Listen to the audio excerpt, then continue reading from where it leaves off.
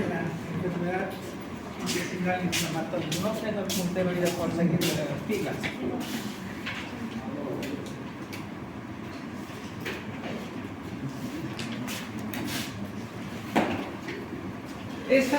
La enfermedad intestinal inflamatoria es un trastorno inmunitario crónico del intestino. Es una enfermedad inflamatoria crónica donde va a haber un desequilibrio, ¿no?, de la parte inmunitaria del intestino, ya que los factores agresivos que sean las bacterias o las bacterias que tenemos en el tracto intestinal pueden activar un proceso inflamatorio, ¿no?, en la mucosa intestinal. Pero esa mucosa intestinal tiene la capacidad de conocer hasta qué momento tiene que reaccionar frente a esas bacterias atróficas, ¿no? Entonces se inhibe. No va, en una persona normal no va a haber esa inflamación crónica, pero en este caso, ya sea por factores genéticos o predisponentes que tienen este tipo de pacientes, en esto sí, esa inflamación no se va a poder inhibir. Por lo tanto, es un trastorno alterado que va a llevar a esa alteración de la mucosa intestinal. Dentro de este hay dos tipos de enfermedades inflamatorias, que son la colitis ulcerosa y la enfermedad de Crohn. Hipótesis más aceptada que en las personas predisposición genética va a haber factores exógenos, otros factores endógenos. Los exógenos, la composición microbiota intestinal normal, ¿no? Los exógenos, o también los exógenos incluyen hasta el tabaco o las bacterias como el Helicobacter pylori, las salmonelas pueden ser también predisponentes, aunque no se ha identificado exactamente cuáles son las bacterias que pueden activar. De todas maneras, como factores exógenos, entonces esta composición microbiota intestinal no va a ser aceptada como tal por la mucosa intestinal y se va a activarse esa inflamación crónica inmunitaria. Los factores endógenos, la función de la bacteria epitelio, así como la función inmunitaria innata adaptativas hasta que origina estado de pruebas de celulación. Bueno, si bien hay activación por el sistema inmunitario de la mucosa, puede representar la respuesta apropiada de microorganismos infecciosos no identificados. Hasta la fecha no se ha encontrado dicho microorganismo cuál sería el que estaría activándolo. Ahí tenemos entonces el desequilibrio entre lo que es el microbiota, sistema inmunitario que tenemos en la mucosa, ¿no?, y las células epiteliales intestinales. Esta microbiota en las personas normales no va a alterar tanto al sistema inmunitario, si tiene reacción hasta cierto límite, pero después no. Pero en este caso, en las enfermedades inflamatorias crónicas intestinales, esta microbiota lo va a activar a este sistema inmune mucoso, lo cual no se va a inhibir, entonces va a llevar a un proceso inflamatorio crónico intestinal. Factores genéticos, la predisposición genética que tiene, y los factores ambientales que estamos mencionando. Reacción inmunitaria anómala, eso es interpretida y respuesta. Por lo tanto, en la actualidad se considera que la enfermedad intestinal inflamatoria constituye una respuesta inmunitaria inapropiada a los microbiota comensal endógena que se encuentra en el interior del intestino, con algún componente autoinmunitario o sin él. Importante señalar, el intestino normal contiene gran número de células inmunitarias en un estado crónico de lo que se denomina inflamación fisiológica. Bueno, en la cual las vías reguladoras potentísimas que actúan dentro del sistema inmunitario e inclusive reguladoras. Impide que el intestino presente respuesta inmunitaria completa a los microbiotas comensales. En el hospedero normal, durante el curso de una infección, se activa por completo los tejidos linfoides apropiados. Entonces, pero dicha activación queda anulada pronto por la disminución de la respuesta inmunitaria y la reacción hística. En enfermedad inflamatoria intestinal es posible que dicho proceso esté sometido a regulación normal. Efectos de la secreción inmunitaria de enfermedad intestinal inflamatoria. En circunstancias normales, el sistema inmunitario de la mucosa no reacciona al contenido luminal por la tolerancia local causada por mecanismos de la linfocitos T que reaccionan a los antígenos.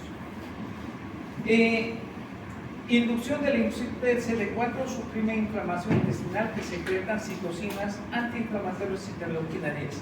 En estos pacientes con enfermedad inflamatoria intestinal, entonces no va a haber esas antiinflamatorias, no se suprime la inflamación, de lo que se pierde el control de esa inflamación. Esto va a llevar entonces a una inflamación crónica de la mucosa intestinal. No se conocen por completo los mecanismos de esta supresión inmunitaria reguladora. Cascada de inflamación. Activan linfocitos T que liberan citocinas proinflamatorias, interleuquina 1, interleuquina 6, factor necrosis tumoral que ejercen efectos diversos en los tejidos. Inducen fibrinogénesis, producen colágeno, activación de metaloproteínas hísticas. Activan cascada de coagulación en vasos sanguíneos locales. Si bien todo el proceso inflamatorio se activa, para equilibrar esto, lo que no se va a producir va a ser interleuquina 10, los antiinflamatorios. Factores exógenos, los microbiotas intestinales, pero también no identificar específicamente, se considera también salmonella, campylobacter, Clostridium difficile pueden también desencadenarse el proceso inflamatorio, aunque no está confirmado totalmente cuál es la especie. Es posible que el microbiota normal se perciba incorrectamente como un patógeno. La enfermedad colitis ulcerosa, enfermedad de Crohn, se han identificado alteraciones de la composición microbiana comensal. Sin embargo, microorganismos probióticos, todas estas pueden inhibir la inflamación de los seres humanos. Bueno, los dos que tenemos son colitis ulcerosa y lo que es la enfermedad de Crohn. La colitis ulcerosa, características macroscópicas, va a abarcar el recto o hasta afectar el colon. En porcentaje, la afectación va a ser entre 40 y 50% afecta al recto y al sigmoides. Entre un 30 a 40% puede repasar el sigmoides, pero no abarcar todo el colon. Puede ser colon ascendente, transverso. Y un 20% una colitis total del colon. Más frecuente va a ser entonces entre recto y colon sigmoideo, con una frecuencia avanzando un poco a lo que es el colon ascendente transverso.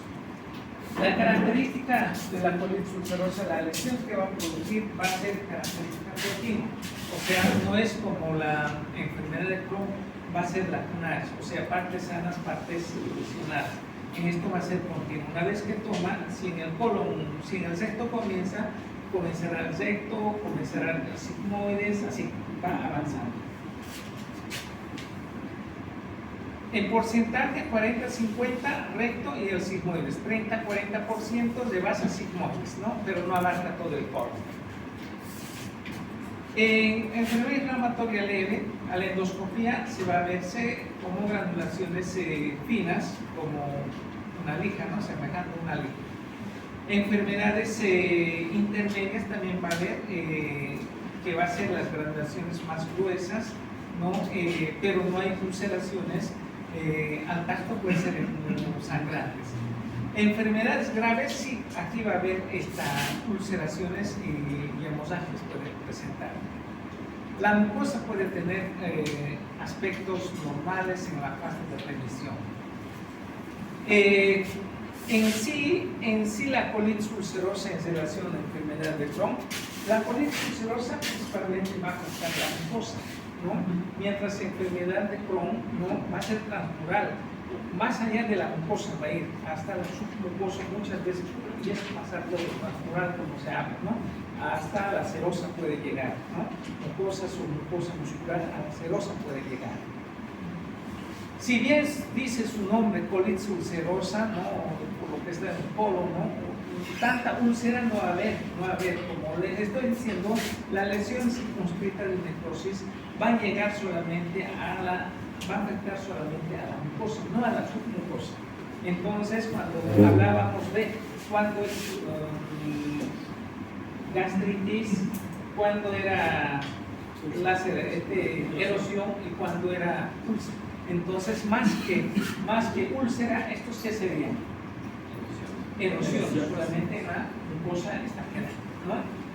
Bueno, enfermedad fulminante puede desarrollar colitis tóxica megacola, en donde la pared intestinal se adelgaza, la mucosa está severamente ulcerada, situación que puede culminar con perforaciones.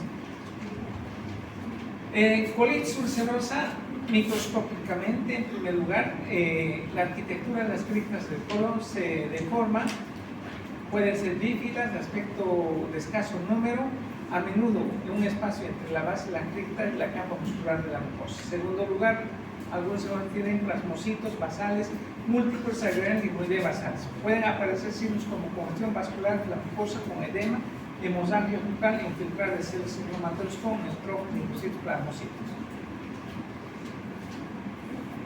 Colitis ulcerosa que estamos hablando, ¿no? Aquí entonces tenemos las lesiones en la mucosa basal de la colitis ulcerosa es superficial, más se va a limitarse hacia la mucosa.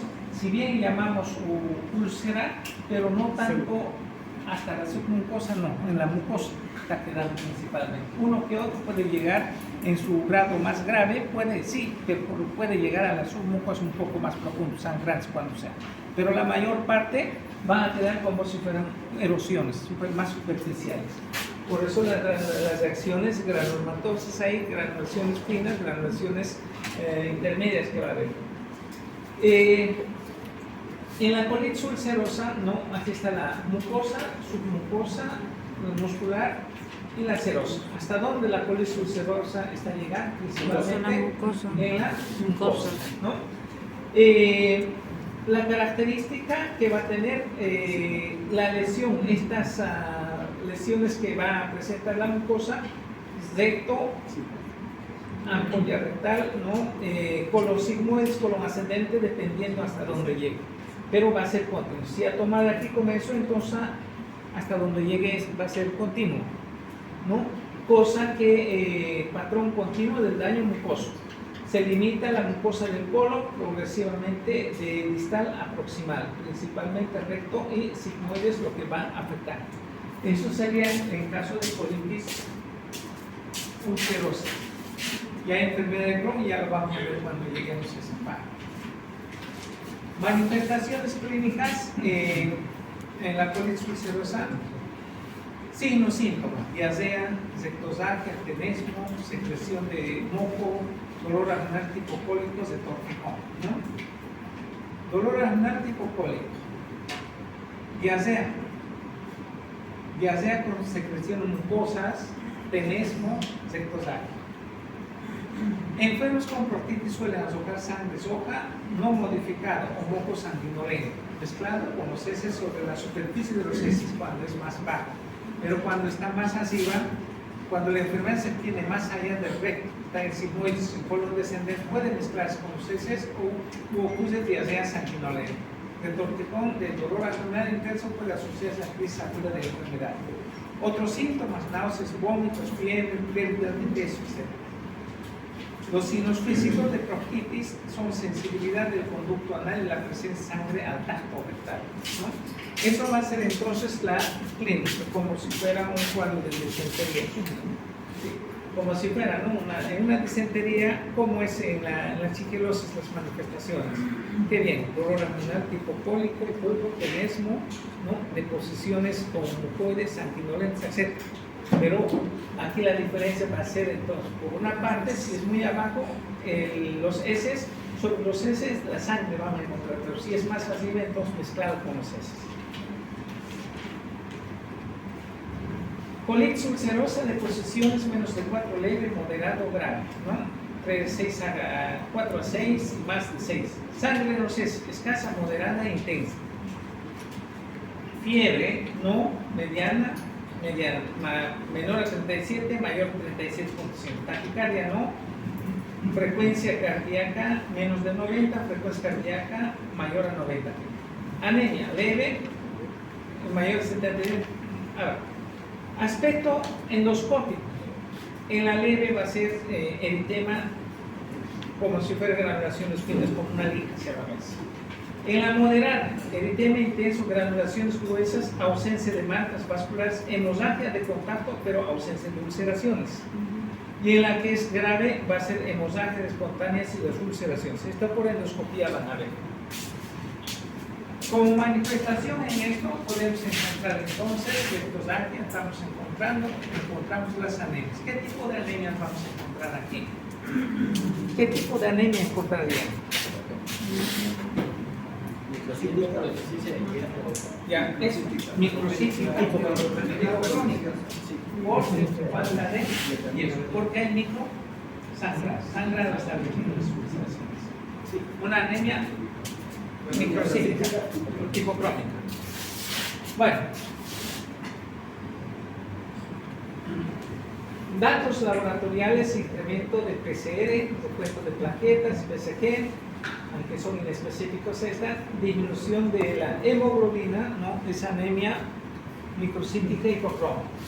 Detección de lactofresina: en esos estudios muy sensibles constituye un marcador específico para detectar inflamación intestinal. Calprotectina: en ese guarda relación con inflamación histológica, anticipa recidivas y detectan la inflamación de los fondos de saco, recto-uterinos y rectovesicales. Estos va a ser entonces un determinante del tipo, si está inflamado el intestino. Son proteínas para identificar, ¿no?, la inflamación intestinal. Lactofresinas y calprotectinas. Sujetos muy graves, albuminuria disminuye con rapidez. Aquí nuevamente por endoscopía leve, ¿no? Eritema, disminución de modelo vascular, granulaciones finas como una liga. Aquí las granulaciones gruesas, hemorragias al contacto, ausencia de ulceraciones. En la más grave, hemorragia espontánea y las ulceraciones. Datos radiológicos: cambios radiológicos, colitis ulcerosa, enema de variedad, es la granulaciones finas de la mucosa. A medida que aumenta la gravedad de la enfermedad, la mucosa se va engrosando y aparecen úlceras superficiales. Las úlceras, por ejemplo, pueden tener aspecto de broche de collar, lo que indica que han penetrado a la mucosa. En algunos casos pueden penetrar, pero principalmente las más que úlceras va a ser erosiones que van a quedar, ¿no? Las complicaciones de la colitis ulcerosa: en un 15% de los pacientes con colitis ulcerosa presenta hemorragia masiva en 1%. En los casos de tratamiento de esta enfermedad tienen hemorragia constante, el enfermo necesita 6 a 8 unidades de sangre 24-48. Esto indicaría la colectomía cuando hay hemorragia intensa. Si está recibiendo, está parada, ¿no? 1% de esa complicación sería hemorragia intensa. Megacolon tóxico en un 15%. Se define como un colon transverso con diámetro mayor a 6 centímetros, con pérdida de austras en los pacientes con crisis graves de colitis ulcerosa. La perforación es la complicación local más peligrosa. Los signos físicos de peritonitis no siempre son evidentes. Estenosis: en 5 a 10% de los enfermos casi siempre se presenta un problema de colitis ulcerosa, los que son infranqueables con el colonoscopía. Se predispondrán malignas hasta demostrar lo contrario. La estenosis impide el paso de colonoscopía, es una indicación de tratamiento quirúrgico. Cuando la fibra ya no va a poder pasar. Enfermedad de Crohn. Entonces, como es una de fondo, ¿qué tipo de enfermedades colitis ulcerosa? Inmunitaria, autoinmunitaria. Entonces, muy aparte de solicitar lactofresina y calprotectina,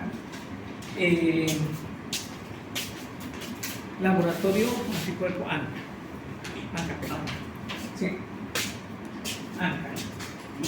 Positivo es en colitis ulcerosa. Y ASCA va a ser en enfermedad de Crohn, que vamos a ver. ¿Ya?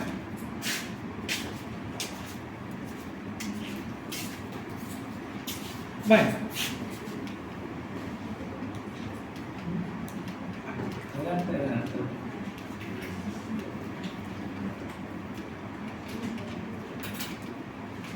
Enfermedad de Crohn.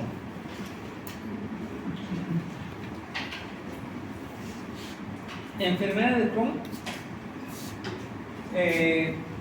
Puede afectar cualquier parte del tubo digestivo desde el boca hasta el ano. La característica de esto va a ser discontinuo, no va a ser continuo como el otro. Entre el 30 a 40% afecta solo el intestino delgado. Entre lo que es 40 a 55, intestino delgado y el colon. 15 a 25, colitis. Que puede haber también colitis, como estamos hablando, de boca al ano, también puede haber a nivel del colon. Esta enfermedad de Crohn. Las 3/4 partes de afectación del intestino delgado es el ileo terminal, que afecta en un 90% de los casos. Lo que más va a afectar entonces el ileo terminal, de todo el trayecto intestinal, de todos los lugares el intestino delgado es el que más afecta. Y del intestino delgado el ileo terminal. Las características macroscópicas. Se observa engrosamiento de la pared con estenosis, úlceras serpiginosas, lineales o imagen empedrada de la mucosa. Las características de esas ulceraciones en enfermedad de Crohn es transmural. O sea, el otro era más superficial, la mucosa se limitaba, esto sí va a atravesar hasta la submucosa y eso puede pasar hasta la muscular y puede llegar hasta la serosis.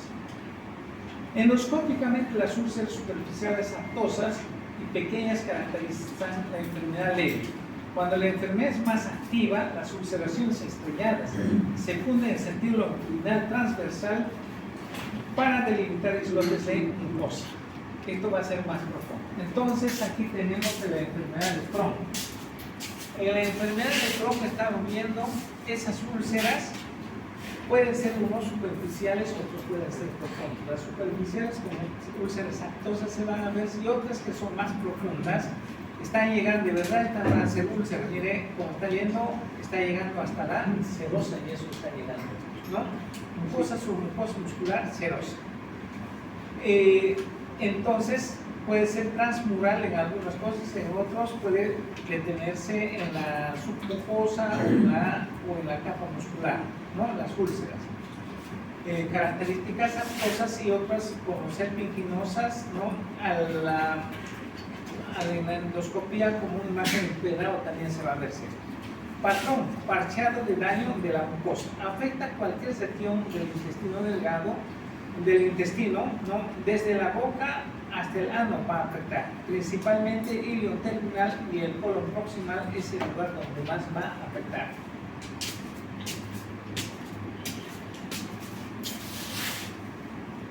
La pared intestinal aumenta de grosor, ¿no? Frente a esa reacción inflamatoria que hay, ¿no?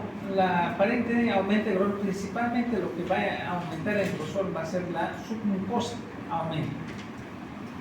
Vuelve a estrecharse fibrótica y se provoca obstrucción intestinal crónica y recurrente. La inflamación de la serosis del mesentero favorece adherencia y formación de fístula. Tanto así, muchas veces hasta se puede confundir con una apendicitis. Y la más frecuente está aquí en el ilio terminal y en la primera parte del colon, en esta parte.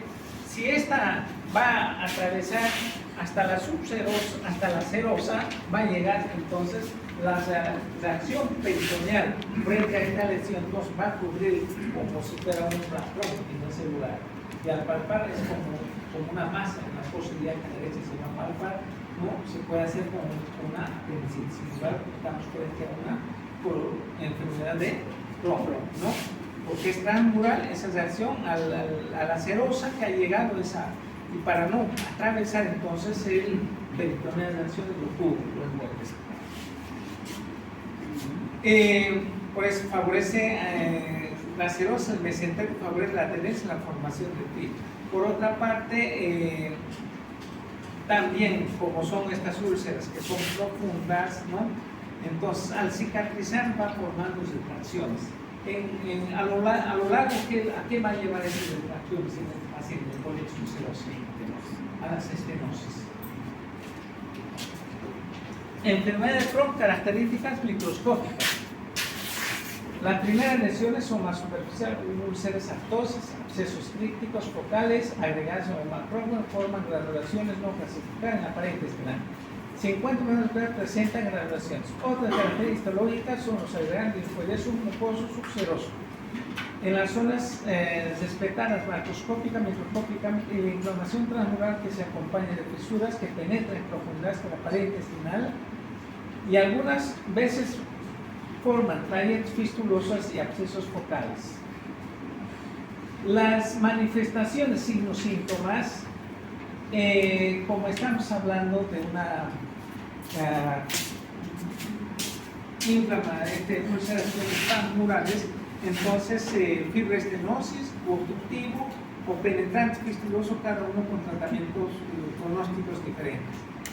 Iliocolitis se va a afectar al ilio y al colon, dado el sitio más frecuente de inflamación es el ilio terminal. Tiene episodios de presencia del dolor cuadrante inferior derecho con diarrea. Puede haber manifestación de mala absorción en esto.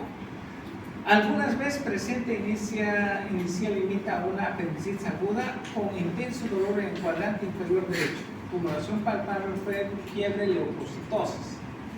En ocasiones se palpa tumoración inflamatoria en el cuadrante inferior derecho del abdomen. Esta tumoración está compuesta por intestino inflamado, mesenterio adherido y empurado y adenopatías abdominales. Aumento del tamaño puede provocar obstrucción del uréter derecho o inflamación vesical que se manifiesta con disuria y fiebre, ¿no? La masa puede presionar al uréter. También al intestino, esa masa lo va a presionar, ¿no? Lo que en radiografía puede verse como suma de la cuerda, de la luz intestinal estrechada. Obstrucción intestinal adapta diversas formas. Primera se trata de enfermedad, edema de la pared intestinal y espasmo. Produce obstrucción intermitente, síntomas progresivos postprandiales.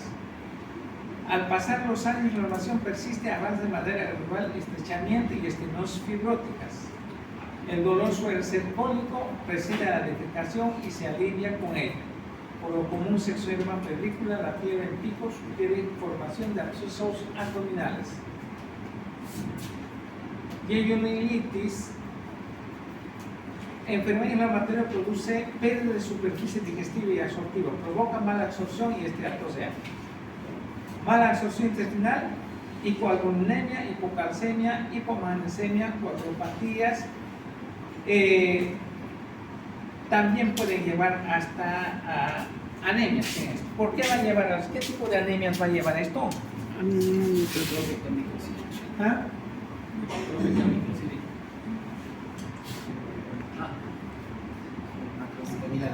Tanto no estamos hablando de sangrados aquí, ¿no? Las úlceras, las úlceras que cicatrizan, causas de pasión, pero sí, mala absorción. ¿En qué lugar afecta más? Sí. ¿Qué se absorbe ahí? Vitamina B, B12. Y si falta la vitamina B12, ¿qué tipo de anemia va a llevar? Macrocítica. ¿No? Anemias macrocíticas puede llevar, ¿no? También provoca mala absorción, hipoalbuminemia, hipocalcemia, hipomagnesemia. Como manifestaciones extraintestinales pueden llevar, aparte de las estos, hasta osteoporosis pueden llevar por falta de calcio, ¿no? Magnesio, calcio. Fracturas vertebrales son provocadas por una combinación de deficiencia de vitamina D, hipocalcemia y administración prolongada de glucocorticoides. Vitamina D no se absorbe bien, hipomagnesemia también falta de magnesio para la activación de la paratormona, para la regulación de calcio. En afectación y ayunar se produce mala absorción de vitamina B, puede originar megaloglasia. Aquí abajo de eso. Bueno, diarrea es característica de la enfermedad activa. Entre las causas se encuentran proliferación bacteriana de la éstasis obstructiva, fistulización, mala absorción de ácidos biliares a causa de alteración de la recepción del ilio terminal, diarrea, esteatosea, llevaría inflamación intestinal que disminuye la absorción de agua e incrementa la secreción de electrolitos. Colitis y enfermedad perianal. Aparte de dar esas manifestaciones intestinales, ¿no? También va a haber entonces, ya que hemos dicho que afecta de boca al ano, aunque en menos proporción es la afectación a nivel del colon, ¿o no? Entonces, la colitis, enfermedad perianal, Los pacientes con colitis tienen febrícula, malestar general, diarrea, dolor abdominal, cólico, algunas veces ocasiones hematoquesis. El dolor es por paso de materia fecal, por segmentos estenóticos, inflamada intestino grueso. La pérdida de lacticidad rectal es otra causa de diarrea en los pacientes con colitis de Crohn. El estenosis ocurre en 4 al 16% de los pacientes y ocasiona síntomas de obstrucción intestinal. Entonces, la estenosis a nivel del recto también puede provocar esto. Si endoscópicamente no puede franquear la estenosis de colitis de Crohn, se considera resección quirúrgica, sobre todo en el enfermo si tiene síntomas de obstrucción crónica. Enfermedades gastroduodenales. Los signos síntomas de la afectación de la porción superior del tubo digestivo, náuseas, vómitos, dolor epigástrico. Según la porción del duodeno es afectada con más frecuencia que el bulbo. La fístula que abarca estómago duodeno tiene origen en el intestino delgado y hueso, significa necesariamente que existe enfermedad del tubo digestivo superior. Individuo de enfermedad gastroduodenal avanzada puede sufrir obstrucción crónica del orificio de salida gástrico. Todo va a llevar a una estenosis. Bueno, laboratorio, endoscopía, radiografía, ¿no? BCG, PCR, formas graves, hipoalbuminemia, anemia, leucostosis, ¿no? La endoscopía, estas zonas rectas indemnes, úlceras actosas, fístulas, lesiones de zonas con zonas claras. Hay zonas claras, sanas, y otras zonas lesionadas. Las zonas lesionadas sí van a presentar entonces úlceras o algunas superficiales lactosas, otras que son profundas, otros que están cicatrizando, ¿ya? Entonces, concentraciones y estenosis que van a presentar los que ya están los que ya han fibrosado. Con la endoscopía se puede explorar obtener pies de biopsia, tumulaciones y estenosis, también el estudio histopatológico del hilio terminal. La endoscopía en la porción superior del tubo digestivo permite identificar afectación gastroduodenal en individuos con manifestaciones de dicha zona. Bueno, ¿qué laboratorio vamos a pedir en estos?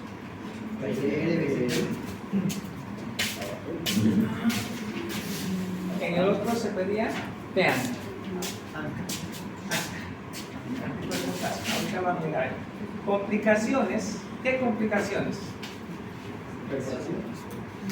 Trastorno transmural por los que surgen adherencias de la serosa que permiten formación de fístulas, disminuye la incidencia de perforación libre. Perforación 1 a 2% porque se acciona el peritoneo, ¿no? Peritonitis de la perforación libre, en particular en colon, puede ser letal. 10 a 3 sobre la enfermedad de Crohn surgen abscesos intraabdominales pélvicos. Y sobre todo lo que van a llevar es a estenosis. Marcadores. Bueno, aquí un montón de cosas. Al final vamos a pedir entonces una cosa que se puede ver, la antiflagelina, que casi 9% de los pacientes con enfermedad de Crohn se han identificado una nueva sustancia de respuesta inmunitaria antiflagelina que se ha sugerido por función de su grupo de estudiar pacientes con enfermedad de Crohn, ¿no? Laboratorio que pedimos en este paciente es anticuerpos anti-Saccharomyces cerevisiae. Este es el ASCA positivo. La diferencia entre colitis y enfermedad de Crohn. Sangre macroscópica entre colitis y enfermedad de Crohn. ¿Cuál es el que de verdad va a sangrar? Colitis ulcerosa. Sí, aquí ocasionalmente. Moco, ¿en cuál va a estar? En colitis. Aquí ocasionalmente, siempre y cuando que la afectación sea el colon, ¿no? Síntomas generales: colitis ulcerosa ocasionales en enfermedad de Crohn frecuente, dolor ocasional en enfermedad de Crohn frecuente, masa abdominal en colitis raro, en enfermedad de Crohn sí, fístulas no, sí, obstrucción del intestino delgado en colitis no, en enfermedad de Crohn es frecuente, obstrucción del colon, colitis ulcerosa rara enfermedad de Crohn es frecuente, más este los años.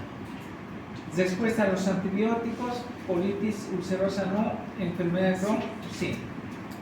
Laboratorio, anticuerpo, anticitoclama de neutrófilos con patrón perinuclear. PANCA positivo para colitis ulcerosa. ASCA, los anticuerpos anti-Saccharomyces cerevisiae. Positivo va a ser, y frecuente va a ser entonces la enfermedad de Crohn. Sexto, respetado en colitis ulcerosa raramente. Enfermedad de Crohn, recto, frecuentemente es respetado, porque en menor proporción va a ser afectación del recto. Enfermedad continua, colitis ulcerosa, sí es continua. Enfermedad de Crohn, no, lacunares. Recto es respetado, enfermedad continua llamada empedrado, colitis ulcerosa no, enfermedad de Crohn sí. Granulomas de la biopsia, enfermedad de Crohn ocasionales, intestino delgado claramente anormal, aquí no, anormal sí, en enfermedad de Crohn el intestino está anormal, hilo terminal anormal sí, en el enfermedad de Crohn, porque aquí no está afectado. Colitis segmentaria sí, en la enfermedad de Crohn. Bueno, eso sería entonces en cuanto a las enfermedades de colitis ulcerosa y la enfermedad de Crohn. El tratamiento de uno y el otro, mayormente las aminosalicinas y los corticoides, en lo que es la enfermedad de Crohn, la colitis ulcerosa, aminosalicinas y los corticoides se van utilizando. Y si alguna vez no resulta a eso, hasta las ciclosporinas se pueden utilizar. Mientras en lo que es en la enfermedad de Crohn, mayormente los aminosalicinas y los corticoides. Y los corticoides de preferencia en la colitis ulcerosa vía tópicas, o sea, mayormente a nivel del recto, ¿no? Entonces ya puede ser cremas o supositorios con corticoides, ¿no?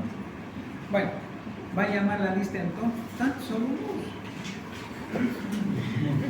Ya, llame la lista. Ok, perfecto.